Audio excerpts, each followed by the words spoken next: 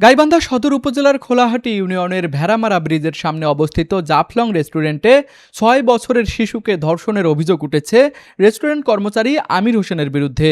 জানা যায় আজ সকালে ওই শিশুকে ফুসলিয়ে রেস্টুরেন্টে নিয়ে ধর্ষণ করে আমির হোসেন। পরে স্থানীয়রা আমির হোসেনকে রেস্টুরেন্টে অবরুদ্ধ করে আগুন ধরিয়ে দেয়। এই ঘটনায় বর্তমানে ওই এলাকায় স্থানীয়দের মধ্যে তীব্র ক্ষোভ এবং চরম উত্তেজনা বিরাজ করছে। স্থানীয়দের শান্ত করতে কাজ করছে থানা পুলিশ।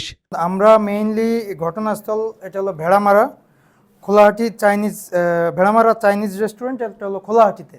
তো খোলাহাটিতে ওখানে আমরা সংবাদ পেলাম যে একজন ব্যক্তিকে আটকিয়ে রেখেছে লোকজন।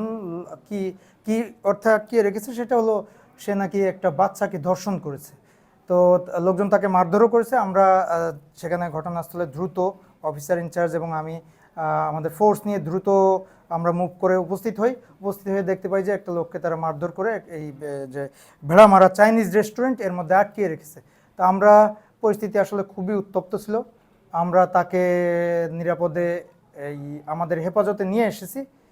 অভিযোগটা ছিল এরকম যে সে একটা ৬ বা ৭ বছর বয়স হবে এরকম একটা মেয়েকে ধর্ষণের অভিযোগ তার বিরুদ্ধে। গাইবান্ধা প্রতিনিধির পাঠানো তথ্যচিত্রে ডেস্ক রিপোর্ট, RCTV।